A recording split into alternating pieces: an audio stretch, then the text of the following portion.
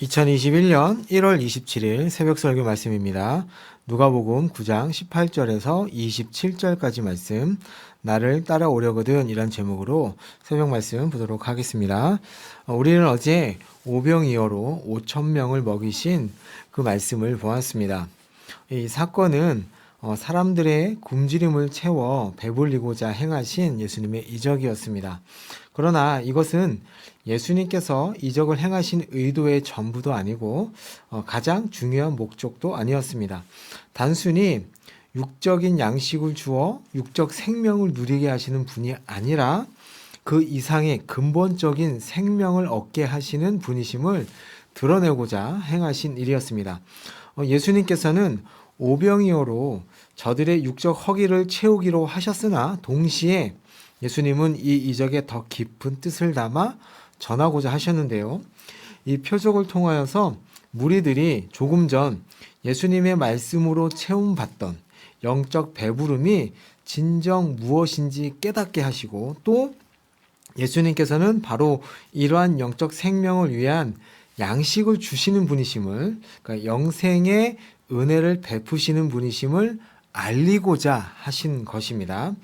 바로 이 뜻이 사람들에게 잘 전달되고 이해가 되었는지를 오늘 본문에서 확인하시고자 하시는 것이죠. 자, 18절을 보시면 예수님께서 홀로 기도하실 때 제자들이 그에게 나와왔습니다. 그때 예수님께서 제자들에게 물으셨습니다. 무리들이 나를 누구라고 하더냐? 라고 물으시죠. 여기서 이 무리들은 방금 오병이어의 이적을 경험한 무리들을 가리키기도 하고 또 그 소문을 들은 사람들을 가리키기도 합니다.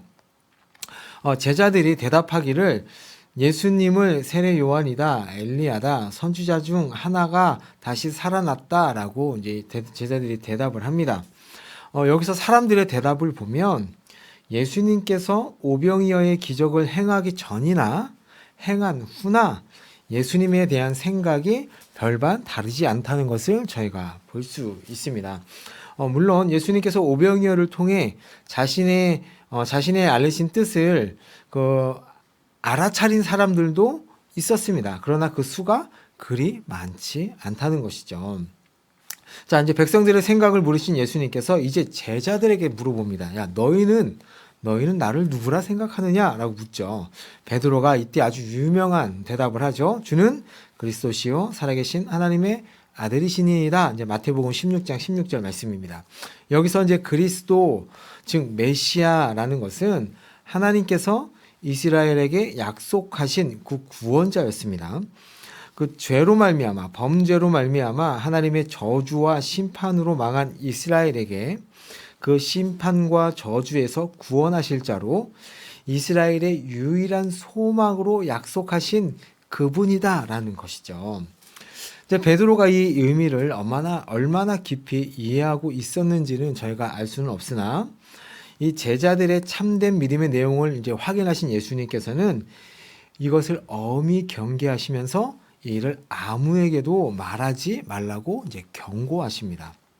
그러면 왜 예수님께서 알리지 말라고 하셨을까요? 자, 그리스도께서 죄와 죽음의 형벌에서 인류를 구원하셨다라고 외쳐 선포할 때가 아직 안 되었기 때문입니다. 때가 아직 안 되었기 때문에 너희들은 아직 그것을 얘기하지 말아라 라고 얘기하신 것이죠. 예수님의 메시아의 구속은 이제 앞으로 이루어질 것이고 아직 이루어지지 않았기 때문입니다. 그러나 동시에 이 일이 곧 이루어질 것을 밝히 말씀하셨는데 22절 보시면 인자가 장로들과 대제사장들과 서기관들에게 많은 고난을 받고 배척을 당할 것이며 죽임을 당할 것이나 사흘 만에 부활할 것이라. 이 일이 반드시 일어나야 하리라 라고 말씀하셨습니다. 자, 죄와 죽음의 저주에서 우리를 어떻게 구원하실지를 알려주시는 것이죠. 죽임을 당할 것이나 사흘 만에 부활하시는 것을 통해서 내가 너희들을 구원하겠다라고 말씀하십니다. 그리고 이 일은 반드시 일어나야 한다고 말씀하셨죠. 자, 예수님의 죽음으로 인해 우리에게 베푸시는 그 생명을 어떻게 이제 우리가 받아 누리는지, 그리고 그 은혜를 받은 자는 어떠한 자세로 살아가야 하는지를 23절, 24절에 말씀합니다. 누구든지 나를 따르려거든 자기를 부인하고 날마다 자기 십자가를 지고 나를 따를 것이니라 라고 되어 있습니다. 자, 이 구절에서 핵심 동사는 뭐냐면 나를 따르라 라는 것입니다. 여기서 주님을 따른다 라는 것은 어떤 의미가 있냐면요, 이전의 삶과는 다른 새로운 삶, 신자로서 새로이 시작한 삶을 살아가겠다라는 것을 가리키는 것이죠. 자, 주를 알지 못하던 때의 삶과 결별하고 이제 새롭게 주와 더불어 살게 된 신자의 삶 전체를 표현하는 말이 뭐냐면 나를 따르라라는 말씀입니다. 자, 이 일에 처음에 예수님께서 베드로와 안드레를 부르실 때도 그랬고 요한과 야고보를 부르실 때도 나를 따르라고 하셨습니다. 그리고 마찬가지 마태를 부를 때도 너는 나를 따르라 라고 하셨고, 병자를 고치고 나서도 예수님께서는 너는 나를 따르라 라고 하셨습니다. 이때 이들이 예수님을 따랐다라는 것은 인생에 있어서 새 출발을 이들이 시작했다라는 의미가 그 안에 포함되어 있는 것입니다. 그러니까 그리스도의 제자로서 살아가게 될 삶의 내용과 성격이 어떤 것임을 나를 따르라라는 요 말에 다 포함이 되어 있는 것입니다. 자, 그러면 이 나를 따르라라는 예수님의 말씀 앞에 어떤 말씀이 있습니까? 자기를 부인하고 날마다 자기 십자가를 지고 라는 말씀이 있습니다. 이 말씀은 예수님을 따라가는 삶을 살기 위한 구체적인 내용입니다. 자, 첫째는 자기를 부인하는 것이고, 둘째는 자기 십자가를 지는 것입니다. 여기서 이제 십자가라는 것은 바로 앞에서 예수님께서 자신의 죽음을 말씀하실 때 그 십자가를 말하는 것이죠. 자, 그리고 날마다 제 십자가를 진다고 하셨다는 것은 이제 매일매일 반복되는 것이라고 할 수 있습니다. 자, 예수님께서 그의 십자가를 지신 자세로 나도 항상, 그러니까 매일매일 하나님의 뜻에 순종하여 자기 희생의 고난을 감수해야 한다는 말씀입니다. 자, 그런데 이 뜻은 다음 구절과 연관해서 보아야 합니다. 단순하게 매일매일 나를 죽이고 순종의 삶을 되는 것으로만 끝나지 않는다는 거예요.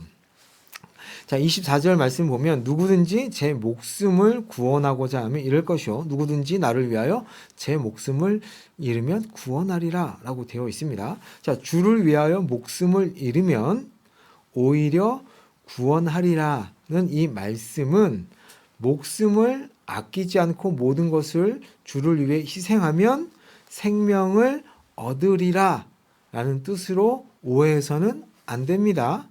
자, 물론 그 뜻도 포함이 되어 있습니다. 그러나 우리 목숨을 내놓으면 우리의 생명이 구원을 얻는다라는 뜻이 아니라는 거죠. 그러니까 우리가 무엇을 하나님께 드리면 그 대가로 생명을 얻는다라는 차원에서, 그러니까 행위 구원의 차원에서 내용이 아니라는 것입니다. 자, 24절에 보시면 제 목숨이라는 단어의 뜻이 우리의 육적인 생명을 나타내는 것이 아니라, 그러니까 우리의 육체의 생명을 나타내는 것이 아니라 자기 자신, 우리 자아를 뜻하는 단어입니다. 그러니까 나를 위하여 제 목숨을 잃으면 제 목숨을 구원하리라는 것은 주를 위하여 자기 자신을 잃어버리면 오히려 자기를 구원하게 되리라 라는 뜻입니다. 자기를 잃는 것이 자기를 얻는 것이 된다는 말씀입니다. 자기를 잃어버린다 라는 것은 뭐냐면 과거에 부패하고 악한 나의 옛사람, 죄로 인해 심판받고 영원히 죽을 나를 이제 얘기하는 것이죠. 그러니까 자기를 잃어버린다라는 것은 옛사람, 옛 모습의 나를 잃어버리는 것을 뜻하고, 그리고 자신을 얻게 된다라는 것은 그 옛사람과 상관없는 새로운 나를 얻게 된다. 그러니까 새로운 생명을 얻게 된다는 말씀입니다. 그러니까 우선 먼저 자기를 잃어버리지 않으면 자기를 구원할 수 없다. 그러니까 먼저 옛사람이 죽지 않으면 새 사람이 되는 것은 불가능하다라는 말씀입니다. 부패하고 죄악이 가득한 옛사람을 십자가에 못 박아 죽이지 않으면 안 된다라는 말씀입니다. 이 사건이 먼저 일어난 후에야 그리스도의 제자로서의 삶을 살 수 있다는 것입니다.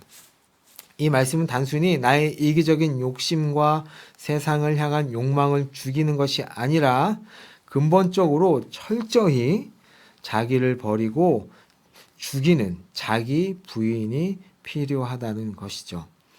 자, 그러면 그렇게 되면 역설적으로 새로운 나를 얻게 된다고 말씀하시는 것입니다. 그리스도 안에서 새로운 생명을 얻게 된다고 하시는 것이죠. 자, 그리고 나서 이제 25절에 뭐라고 말씀하시냐면 사람이 온 세상을 얻고도 자기를 잃으면 무슨 소용이 있겠느냐라고 말씀하시고 26절에 자기 부인의 삶이 없으면 천국을 바랄 수 없다고 말씀합니다. 그러니까 자기를 부인하고 그리스도를 의지하면 주를 위해 날마다 자기를 죽이는 십자가를 지고 따르지 않으면 그리스도께서 자기와 아버지와 거룩한 천사들의 영광으로 올 때에 그 사람을 부끄러워하리라. 그를 인정하지 않으리라. 나는 너를 알지 못하노라고 그를 부인할 것이라는 말씀입니다.